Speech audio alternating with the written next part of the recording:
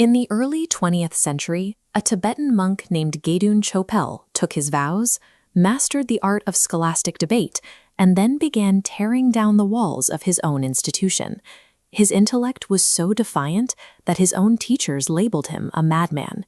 He challenged the religious and political establishment by authoring the Tibetan Arts of Love. It was a highly detailed, unexpurgated manual on physical intimacy and spirituality, written by a man who spent his life inside a celibate monastic system. Chophel eventually relinquished his monastic vows. He spent over a decade traveling across India and Sri Lanka, tracking down and translating ancient Indian erotic texts to recover lost knowledge on the mechanics of human desire. Chophel used these ancient techniques as an intellectual battering ram. He used his research to force his peers to confront the physical realities of human connection, turning a technical manual into a direct challenge to his society's conservative norms. In 1930s Tibet, as in much of the world, intimacy was governed by a strict hierarchy. The social structure prioritized male authority and left almost no room for female agency or perspective.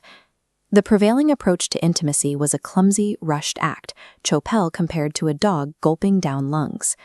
It was a cultural norm focused entirely on immediate male gratification that completely ignored female anatomy and pleasure. Chophel argued that any art of love was impossible without accurate data. He proposed that partners must definitively categorize exactly who they are dealing with, both physically and psychologically, to avoid harm. Chophel reframed relationship failure as a technical lack of self-awareness. To solve this, he classified all humans into a strict nature-inspired taxonomy, treating human compatibility like a problem of engineering. Chophel's male taxonomy measured personality, scent, and dimension in finger breadths. The virtuous rabbit measures 6. The intelligent buck hits 8. The emotionally unstable bull reaches 10. At the extreme is the stallion, powerful, wildly passionate, and prone to deceit, maxing out at 12. As the physical dimensions in this system increase, the psychological traits consistently move away from virtue and toward more feral, unstable temperaments. Chophel applied this analytical rigor to women. He mapped female anatomy, specifically vaginal depth, alongside psychological traits, granting women's physical needs the same weight as men's. The female axis starts with the lotus, beautiful, virtuous, and 6 finger breadths deep. Next is the picture, artistic with a lower drive, at 8. The large conch is a clever but jealous manager at 10. Finally, the elephant has insatiable desire, measuring 12. Chophel recognized women possessed distinct physical and emotional profiles.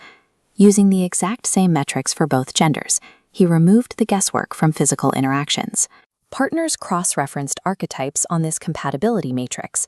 Mismatches, like a size 12 stallion with a size 6 lotus, or a 6 rabbit with a 12 elephant, cause severe physical and emotional friction. The goal is the center diagonal, matching dimensions and temperaments perfectly for mutual satisfaction. Chophel's taxonomy functioned as a practical instrument to force partners into physical honesty. It compelled them to confront their bodies as they actually were, rather than following social expectations that led to misery.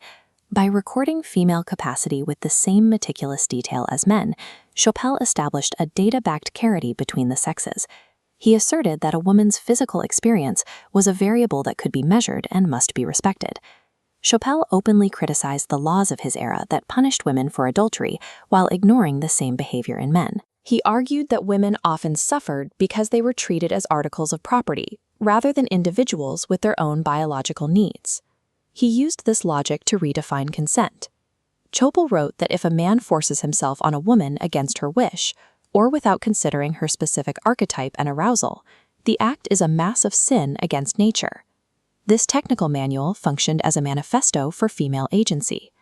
Chophel used biology to challenge double standards and argue that true intimacy requires the active, informed participation of both partners. This physical compatibility was the prerequisite for spiritual development. In Tantric Buddhism, ecstatic sexual pleasure is a deliberate mechanism, used to enhance consciousness and perceive the underlying nature of reality. But that spiritual insight is inaccessible in a state of physical or emotional friction. It only manifests when compatible forces meet with mutual respect and a shared commitment to pleasure. Chopel's archetypes remind us that intimacy is never a generic transaction. It is a highly specific meeting of minds and bodies.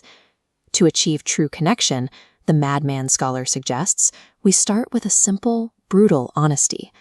We must acknowledge exactly what kind of creature we are and pay very close attention to who is sharing our forest.